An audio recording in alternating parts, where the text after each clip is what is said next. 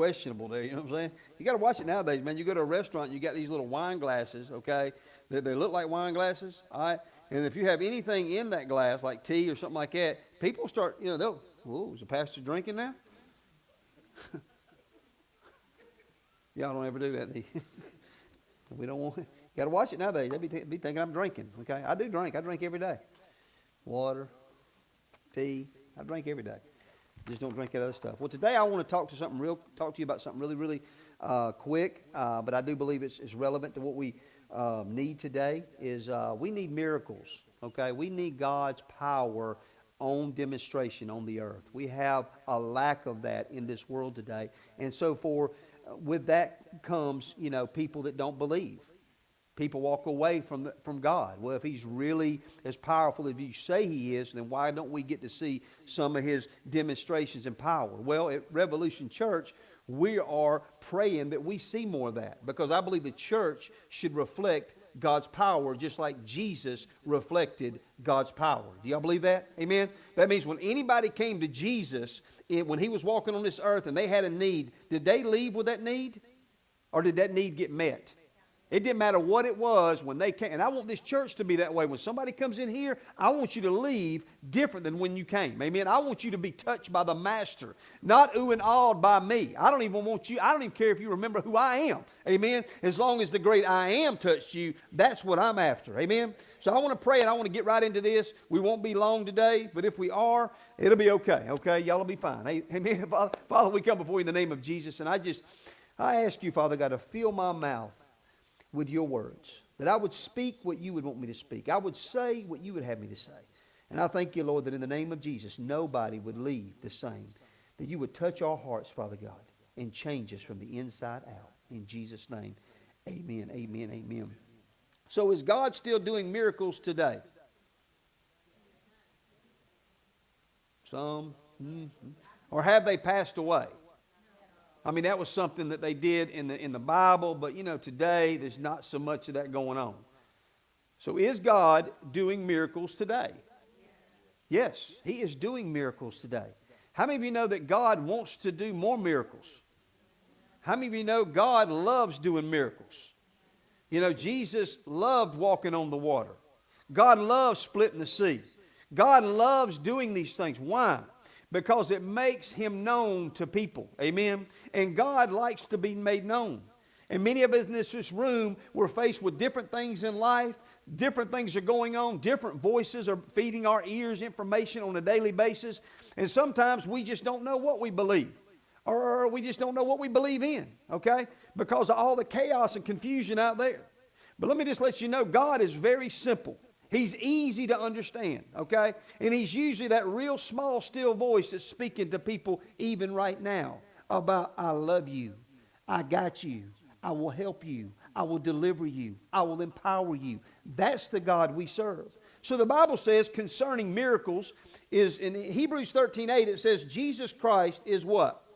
The same yesterday, today, and forever. That kind of covers all of it, right? That means He don't change. He's the same. What He did then is what He's doing today. And I'm going to get into some things about why don't we see His power demonstrated in people's lives or in your life. Maybe you prayed, you asked God to do something and it didn't happen. Has anybody ever done that? Has anybody ever known somebody to do that? Okay? Was it God's fault? Okay? Now we say that, we shake our head, but there's times we think, well, why didn't He do it? He did it for somebody else. Why didn't He do it for me? I was sick and I asked God to heal me and He didn't heal me. You'll hear that a lot of times. Or it's even worse than that. They prayed for healing and they died. It goes to a whole nother level. And again, we won't really say that God's the problem, but in our mind we're having this question roll around in our head. Why am I talking to God and it don't seem like He's actually hearing what I'm asking? Is He deaf? Is He dumb? Is He lost? No. God knows all things about everything. What I want to do today is I want to encourage you in the area of faith in God, of having your faith in God. And I believe that at the end of the day, I believe you're going to be encouraged and inspired that, hey, look, man, we can get as close to God as we desire to. We can have as much faith in God as we want to have. In Jesus' name, hallelujah. God never changes. We change. Miracles are still happening today. We just need to have faith in God for them. Nothing is too far gone for God to fix. That means anybody in this room, I don't care your health, I don't care your financial status, I don't care what you're going through right now. There's nothing too far from God. I don't care how low you've got, I don't care how much you've sinned, I don't care what you've done, it's not too far gone for God. He will restore you and put you right where you need to be. Amen? So, my goal as a pastor, okay, and a leader of this church is to help you live the victorious life God has given you through Jesus. You will face some tough times, amen, in this life. But if we do what God tells us to do, then those tough times will not defeat us. We will go through the storms of life and come out better and stronger than ever before. You are not going to get out of here without being tested and tried. It ain't going to happen. Okay, the only way you could do that is you could say, Jesus, you are my Lord, and then fall dead. Then you escape all the tribulations that may come in this life. But if you're living and breathing, you're going to go through some tough times. It means you're not always going to get your way. It's not always going to happen when you think it should happen. Amen? But God is faithful. Hallelujah. He will see you through if you will stay close to Him. Amen? I don't care what it looks like on the outside. You stay close to God and He will turn it around and get your feet where they need to be. Amen? So how can we do that? We got to have faith in God. Mark 11:22, Jesus was talking to His disciples. And He said, in a reply to them, because what had happened is, Jesus, they were walking along the road here. They was headed to a specific city. And there was a fig tree there. It didn't have no figs on it. So Jesus went over there and cursed the fig tree and commanded it to die. And He walked on. Well, when they were passing back by, Peter said, hey, look, Master, the tree that you cursed has died. He replies and he says, hey guys, look, all you need to do is have faith in God consistently. Have faith in God. When Jesus spoke to that fig tree, there was no doubt in Him that that tree was dead. Did it look dead? It didn't look dead. It looked alive. Okay? It didn't look dead until they came back through. But Jesus wasn't in awe about it. He knew what He asked the Father to do, it was going to happen just like He asked Him to do it. Why? Because He was with the Father. So many times we're out here in left field trying to get God to do something in the dugout. We're out of place, okay? Most of the time it's our walk with God. We're not confident in our walk with God. We go to God to ask Him something and we know we haven't been living right. We haven't been doing right. It's just like a kid. I mean, the kid comes to ask the parents to do something, but they've been screwing up all week. They've been messing up all week. They ain't making good grades. They're doing things they shouldn't do. They don't come confidently wanting to talk to the parents about going out to bowling or whatever. They're not confident. Well, it's the same thing with children of God. Because we don't actually live for God through the week, okay, we tend to have this hesitancy about asking God to do something because we don't feel like we have matched up. I want you to be delivered of that today, okay? That's all the devil, okay? He wants to keep you out of the Father's hands because God is not holding anything against you, amen? Nothing. All that was put on Jesus. Now, we do have to repent for our sins. If you mess up, ask God to forgive you. How hard is that? You do the same with your parents, or you should. It may take 2 or 3 weeks before you do it. I mean, it goes a lot better if you say, hey, I'm sorry, okay? And it's the same with God. I'm telling you, if you just repent, things will go better. Hallelujah. Faith in God is the only thing that will get you to the other side of sickness, disease, depression, loss of a loved one, addiction, fear, etc. You are saved by faith. You are healed by faith. You are delivered by faith. You are blessed by faith. And you live passionately in love with Jesus by faith. The Bible tells us in Hebrews 11:6 that faith is the only way we can please God. It's impossible to please God without faith. Why is that? Because that is our connection to what God has. Just like your pocketbook and your money is a connection to what Walmart has. You ain't going to Walmart, okay, and getting their stuff in the buggy and walking out any other way than you pay for it. You got to use currency to get what Walmart has. Well, God is telling us as His children, hey guys, I've got a bunch of stuff I want to give y'all. I mean, it's unlimited, a lot of promises that I've made to you guys. The only way you got to do is reach out with your faith and totally trust that I will do what I said I will do. It's that simple. Well, I prayed and nothing changed. Hey, look, you did your job, okay? You released faith in God to do what He said He would do. Now, shut up and let God do his part.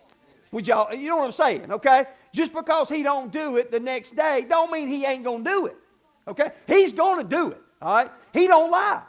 He never has to go, oh, man, Nathan, look, I really didn't mean to say that. Okay, that was a promise. I slipped out of my mouth. I just wasn't expecting it. No, God never does that. If he says something in the Word of God, you can take it to the bank. He's going to do it. Amen?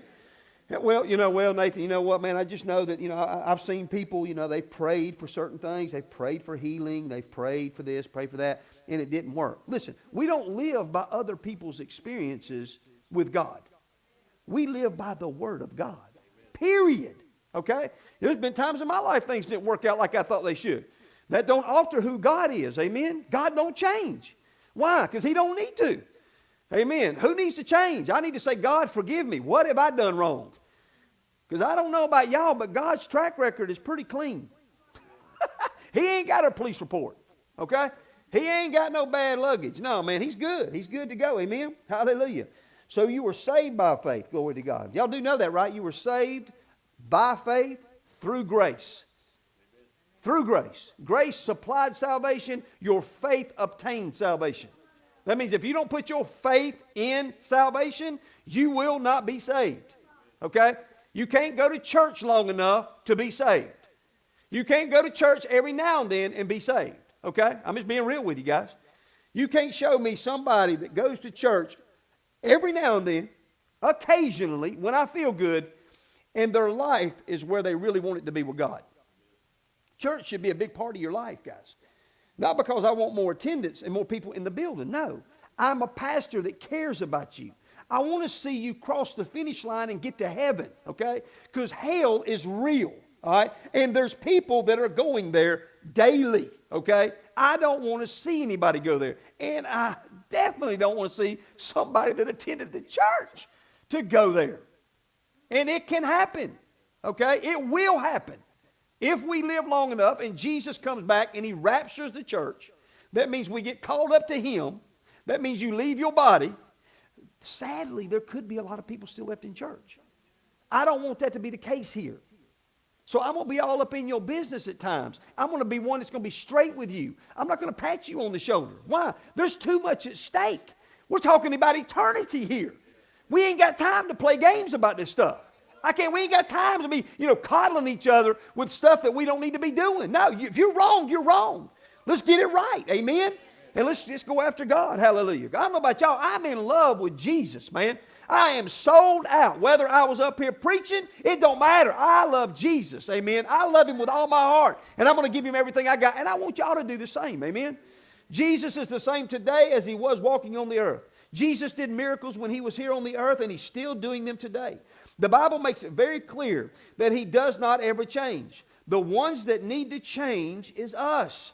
We need to have faith in God in all of life's situations. That means we need to trust him all the time about everything. We put more trust in the government and systems and people than we do our own God. Amen? And there ain't no government going to do you like Jesus do you. It gets quiet when you talk about the government. Everybody's like, what's that preacher going to say? Is he going to start being political here? No. Well, we're good. Okay, we're good, all right? But if I did, that'd be okay too. I mean, we need to call out some of this evilness going on around us. Deception going on around us. I'm telling you guys, we've got to be watchful, man. Jesus said, hey, tune your eyes in. Deception will be at a high level in the last days before I come. You better pay attention. Amen? So we want to keep our eyes open, glory to God. Have you ever asked the question, why did my prayer not get answered? Well, they prayed and it happened for them, but nothing happened for me.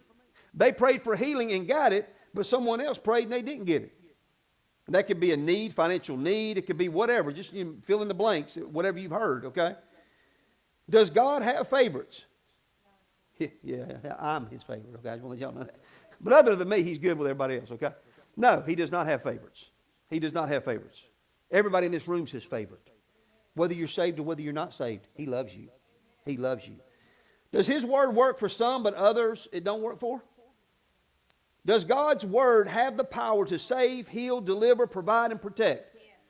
If I was just ask you this right here, does the power of God have the ability to save you?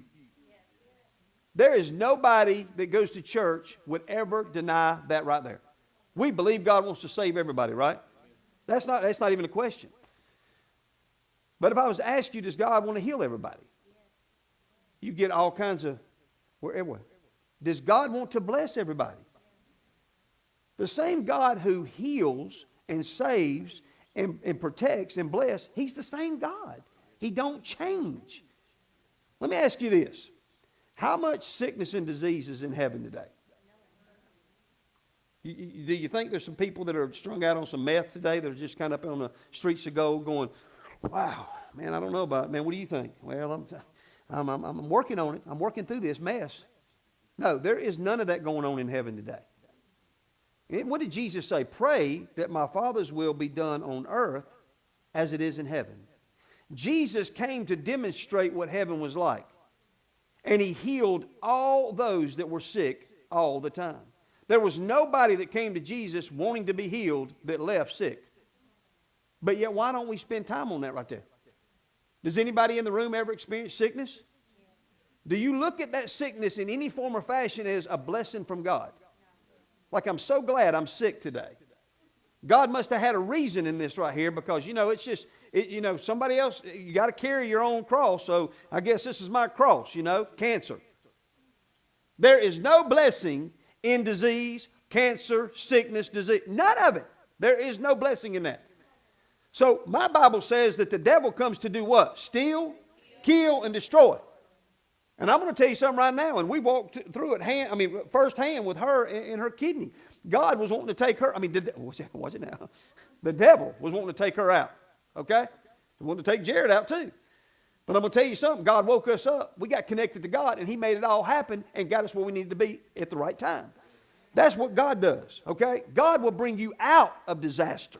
God will bring you out of debt. He'll bring you out of lack. He'll bring you out of poverty. He'll bring you out of sickness. And that's what God does. He brings His people out. He don't put them in, okay? He's not that way. He brings it. Well, I was a sinner, okay? I was lost. I was going to hell. What did Jesus do? He brought me out of that. He didn't say, well, you know what, brother? You just bad, man. My blood ain't good enough for you. You went too far gone. No, Jesus is a Savior. Amen? Hallelujah. And He's the healer. Glory to God. Thank you, Jesus. God has never had a shortage of power. We just have had a shortage of faith in His power. That's good. I don't care what y'all say. That's good. Hallelujah. The question really should be is, what do you believe? What do you really believe, God or others? Do you really have faith in God for your protection, your provision, or healing and salvation? Do you believe that Jesus will do for you what He did for thousands of people while He was on the earth? I want to go over a story as we get ready to wind this thing down. This is where I really wanted to get. I want to talk about, because I may spend several weeks on this, because some of y'all need to get your faith in God and tune off this junk in the world, okay? Because your family members, the TV, media, people in your life, they will actually talk you out of what God wants to give you. They will. I mean, have you ever heard this, here you are, you're not feeling good. Or maybe you're going through some things in your life. And people ask you all the time, how you feel? How you feel? How you feel today? How you feel? How you feel? How you feel? How you feel? Look, I don't want to tell you how I feel naturally. I've already asked God to heal me. God is working in me. He's working through me. And what I feel is not where I'm going to be right now. It's going to change in Jesus' name. God is my healer. Yeah, I don't feel good right now. But I'm not going to say that every day. Well, I feel like crap. I feel terrible. This sucks. I feel terrible. This is awful. I'm sick as a dog. Man, I'm so sick. I feel like I'm about to die. What are you talking about? Words matter. You don't need to speak those death-filled words over your life. You're speaking success. You're speaking what Jesus said all the time. Why? Because we're His kids. And He was a speaking spirit. Did you know God? Why didn't y'all tell me this was sticking out? How dare y'all? Come on. We're family here. Y'all shouldn't leave a brother up here whipping his little tail around. Come on. Y'all have my permission to say, hey, tuck your tail in, brother. Hallelujah. Come on. But what did God do? What other exercise did God do to form the world in 6 days? What did He do? Did he come down here and get his tool belt on? All right, Jesus, let's go, Holy Spirit. We're going to start cleaning it up. We're going to get the oceans over here and the land. Hey, Holy Spirit, you get the clouds going. All right, I'm going to work on the trees. I'm going to dig some holes and put the trees in the ground. Did he do that? What did he do? He spoke the worlds into existence. And then on the sixth day, he said, let us make man in our image and in our likeness. That means I came from God, and so did you. So if God spoke things into existence, what do I pick up by birth or adoption? I pick up that same trait. That means my words have the same power, if I'm speaking what God's speaking, as my daddy does, your father. That means I can literally say things and speak things in my world that can change what is negative into a positive. But I can continue to say the negative and wonder why it ain't changing. And people do that. I don't know why life's, it just goes wrong all the time with me. Well, yeah, go ahead. Keep it up, brother. You can have it all day long. I want something different. I want something better. Amen? And I don't care how old or young you are. You can turn it around with your mouth, your tongue, the smallest member of our body. But yet it is powerful. Amen? Some of us, if we just corrected a few of our words, life would automatically start getting better. I mean, have you ever been around somebody? I mean, this young lady right here. Was it Erica? This young lady come in here right here. She come in, and I knew this girl right here has got some joy. She's full of it. I mean, she is. She's so pumped up. She's high energy. She's exciting. That's somebody I wouldn't mind being around some, you know? I like that. But then you see another person walking in like they were sucking lemons in the parking lot. Mad as a hornet. They don't look like they want to say nothing to nobody. Dodging people as they come in. Maybe at work, you're working, always talking negative, always complaining. Family members, anybody got some that you, oh man, do we got to go over there? Oh man, oh geez, I don't want, yeah. There's nothing good about that. But see, you can change the temperature of the family in your life. You can change it, amen? You can change the dynamics of your life just by watching what you say. Being a person of faith, God is just looking for some people that will open up their mouth to say what He said, to actually see what He wants to be done on the earth. But the longer we want to just say what the world says and just talk the problem, no. I mean, they're building a house and they almost got it done. I'd be walking around the house all the time. So it's easy. Man, we got everybody we need out here working on this house. This is a piece of cake. Thank you, Lord. Everything's falling in place. And the house could be, fell apart. It don't matter. We're speaking what God's saying. Amen. We're going to talk to that house, and we're going to continue to speak life over that house because we want the blessing of God on this house. The enemy may come in and try to cause problems. Okay, so what? I'm going to keep speaking the blessing because the devil is much weaker than my God. So whatever he tries to do, God's got something way better for him. Amen? Y'all ever stepped on a cockroach? Come on. I mean with authority. You want that cockroach dead. Well, that's what it looks like with God and the devil. He ain't nothing but a cockroach. And I'm going to tell you what, man, if you'll get with God and you'll begin to speak in your family like God, you'll begin to talk to these things in your life like God, believe what God believes, say what God says, you will squish the devil like a cockroach in your life. Amen? I'm telling you, man, rise up and take it. Well, I want to get to this story. Okay, look, y'all get me sidetracked. I'm going to get to this story real quick, all right? It's in Luke 5:17. We're going to pull a few things out of this, and then we're going to go get a big hamburger or something, okay? Here we go. Verse 17, it says, one day while Jesus was teaching, some Pharisees and teachers of religious law were sitting nearby. These are not the good guys, okay? They're coming in as skeptics, all right? They're coming in to find something wrong. It seemed like these men showed up from every village in all Galilee and Judea, as well as for Jerusalem. It's funny how you skeptics, man, as you grow and you start seeing God move, here comes the skeptics in. They want to kind of find fault with what's going on. Well, this is what these guys were here to do. And the Bible says, and the Lord's healing power was strongly with Jesus. So there was healing power there. King James says that the power of healing was there present to heal all that were there. Verse 18, it says, some men came carrying a paralyzed man on a sleeping mat. They tried to take him inside to Jesus, but they couldn't reach him because of the crowd. So they went up on the roof and took off some tiles. Then they lowered the sick man on his mat down into the crowd right in front of Jesus. Now listen, most preachers today would absolutely have security actually shooting them people that are on the roof trying to tear the roof off. But Jesus is about to be marveled by something. There was something that Jesus is seeing right now that he wants to see on everybody in this room. And you may say, well, I don't know Jesus. Well, today can be your first step of faith, is knowing Jesus. Amen? And getting in with Jesus. But Jesus is looking for people that are not ashamed of him and are willing to use what he gives them. Amen? He paid a big price, y'all. Jesus went to a cross not to just forgive you of your sins, but to give you all the power that the devil got from Adam and Eve in the garden. He's given it back to us to tread on serpents and to kick the devil's brains in. Amen? That when he comes in to take money out of your parking lot or parking book, whatever you want to call it, amen, you tell him to get out of here. Well, you may be so rich you got a parking lot full of money. Amen. Well, that's good. I would like that too. Amen. Hallelujah. We good with that. Hallelujah. Glory to God. And that's another thing. The world thinks the church should be broke. Most Christians think the church should be broke, but they all get up and go to work every day. Well, if you think it's a blessing to be broke, quit your job, stay home. Who in here would say being broke is a blessing?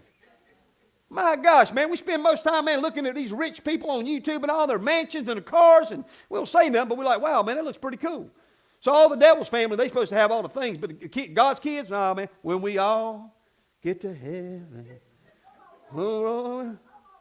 We got churches that are always looking way over yonder.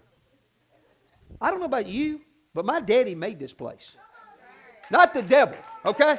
So my daddy ain't waiting for me to get up there to give me my things down here. I'm going to tell you that right now. What was it, Joshua, was it Caleb and them? Whenever they went in, they said, hey, we want our mountain. We want what God promised us. We want the land God promised us in Jesus' name. I'm telling you, man, the wealth of the wicked is laid up for the just. You want to put that money in the righteous hands because the righteous will do right with the money. Amen? Come on, man. You see what the government's doing with our money? I mean, any government's going to tell me how I should be through COVID, but yet they're $29 trillion in debt. You know what, bud? You can't balance a checkbook, but yet you're going to tell me how I need to live? Sorry. Get your checkbook balanced, then come talk to me, okay? I'm telling you guys, it's a fact, okay? The devil is all in our government, and we want to run the devil out of it in Jesus' name. God has given us the power to do it. Not to talk bad about our president, but to pray for our president, amen? Not to bash what's going on at the White House, but to literally lift them up and speak life into the White House.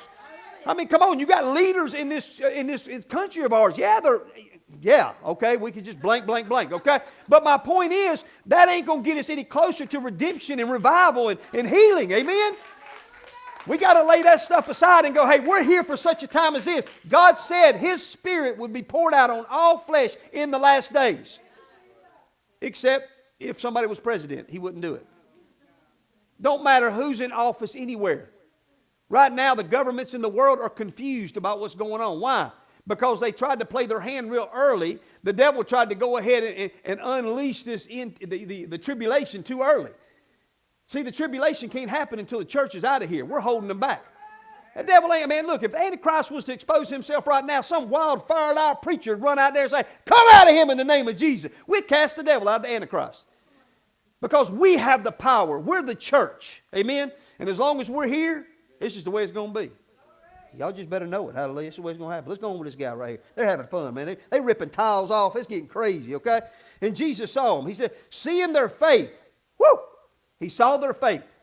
And Jesus said to the young man, your sins are forgiven. But oh gosh, this was, I mean, this was like putting gas on a fire right here. I mean, these Pharisees and lawyers, they were already looking for something. And man, it got wild right here. Because they're saying that now, this man's saying he forgives sins. Well, they know God's the only one that forgives sins. So it's about to get dicey. But the Pharisees and the teachers of religious law said to themselves, who does he think he is? See, I want the devil saying that about me every day. Who does he think he is? Let me tell you who I am, brother. I'm the one that you are fearing in Jesus' name. Glory to God. Hallelujah.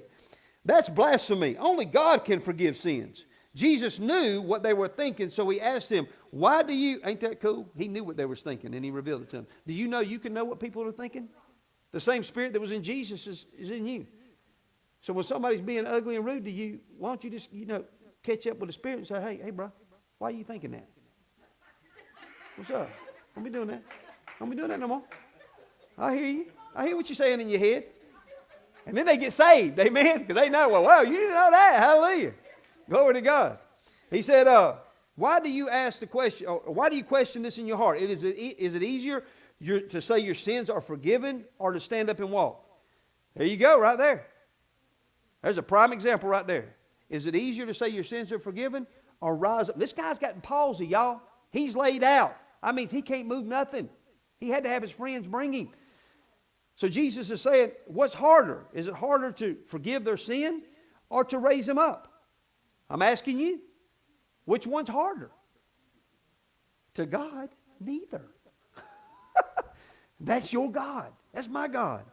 He said, so I will prove to you that the Son of Man has the authority on earth to forgive sins. He was just establishing the fact that they'd have been smart enough that the Lamb of God was here.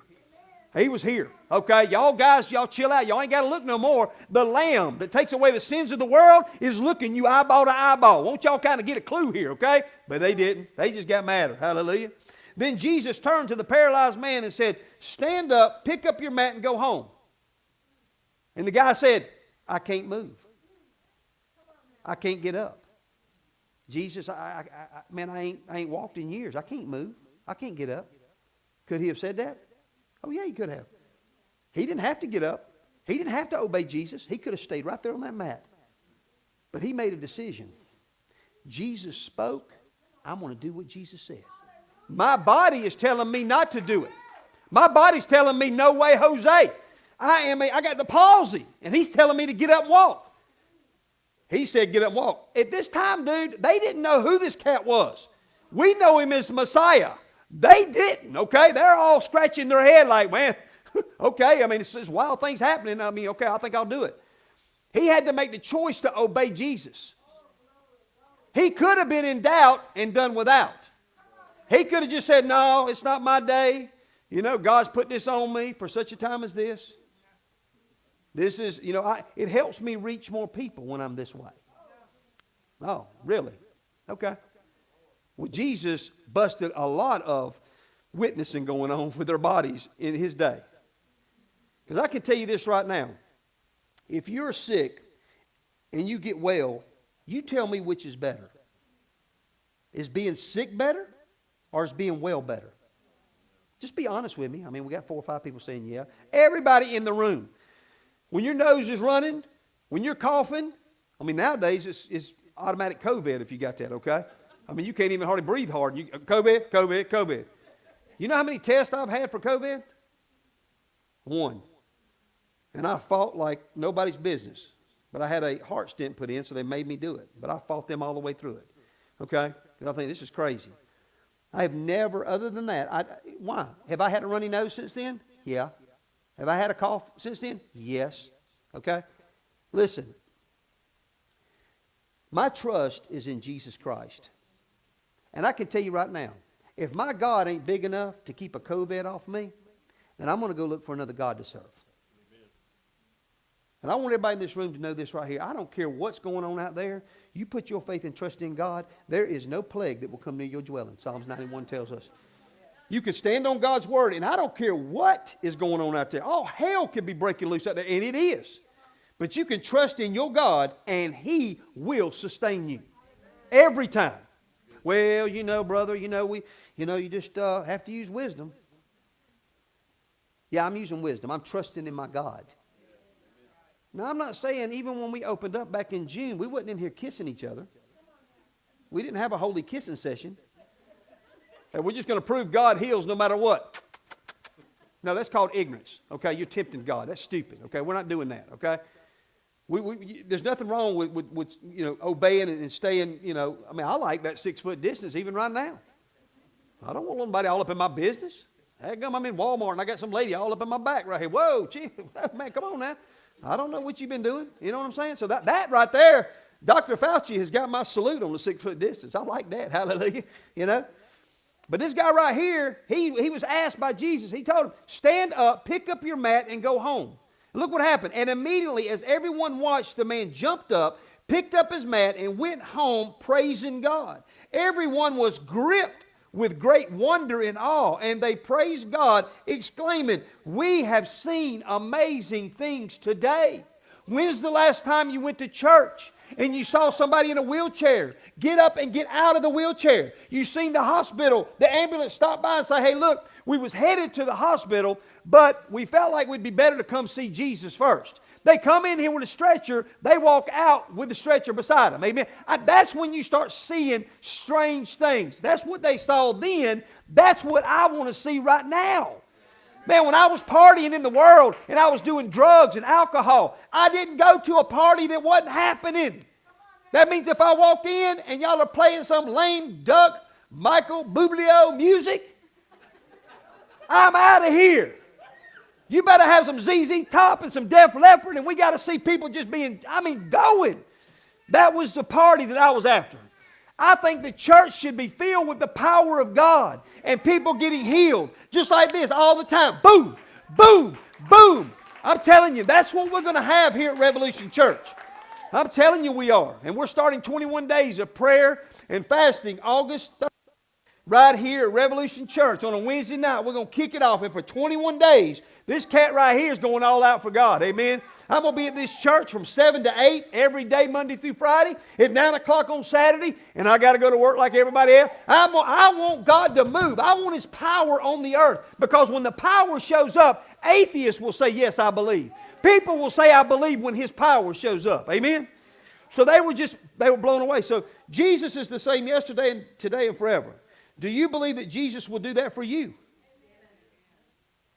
That worked for Him, but it didn't work for me or my mother, my father, my daughter. I done been down that road. Why didn't it work for these people? The Bible tells us exactly how that it can happen, how it can't work. Real quick, I got to get to this before we leave. James 1, verse 5. Because a lot of people, man, they're not getting their prayers answered. And you need to know why you're not getting your prayers answered. James, which is Jesus' brother.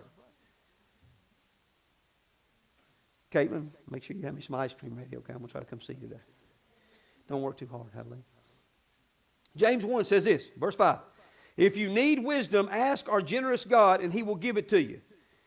So if you need wisdom, who are you going to ask? God. He will not rebuke you for asking, but when you ask Him, now this is where I want you need to underline this, highlight it right here. But when you ask Him, be sure that your faith is in God alone. Do not waver or doubt. For a person with divided loyalty is unsettled and as a wave of the sea that is blown and tossed by the wind. Such people should not expect to receive anything from the Lord. Goes on to say, their loyalty is divided between God and the world, and they are unstable in everything they do. What if that young man that had the palsy was unstable in what Jesus said, and he doubted what Jesus said? Is he even in the Bible? He's not in the Bible. When Jesus says, I will heal you, you say, yes, sir. When Jesus says, I will protect you, you say, yes, sir. There is no talking back. There's no explaining it away. There's no going and asking your aunt or uncle what they think about it. No, He already said it, okay? We want them to ask us about it, not the other way around. Well, everybody in my family, they said this. They are not God. You live by what God said, not what your family said and your friends. And I would highly encourage you to really watch asking for advice, because everybody's giving advice these days. And a lot of it ain't good. Amen? So how does faith come? Real quick in closing, how does faith come? Faith comes from hearing, and by hearing the good news about Jesus. I mean, it's like Dwayne. When I met Dwayne, I didn't really trust Dwayne. Why? I didn't know him. I mean, there was a certain level of trust there just by meeting him. He seemed like a nice guy. But as I get to know him more and more, the trust factor goes up, right? And the more I get to know him, the more I trust him. The more I'll believe when he tells me he's going to do something, I won't be scratching my head about it. I know he's going to do it. It's the same thing with your daddy God. If this is just a Sunday affair, and all you're going to do is date him on Sunday morning, you ain't going to get to know anybody. I don't know about you guys, but when I met this chick right here, it wasn't no Sunday relationship. It was every day through the night, bloodshot eyes, holding the phone to your head. I love you. I mean, it was there. I mean, I couldn't get enough of this woman. And the good news is I still can't. Hallelujah. Wow, man, I love this woman, man. Come on. I love her. So we got to close. Hallelujah. Well, I'll talk about some of it next week. Hey, Y'all stay seated. If you're watching online and you don't know Jesus Christ as your personal Lord and Savior, I want you to pray this prayer with me right now.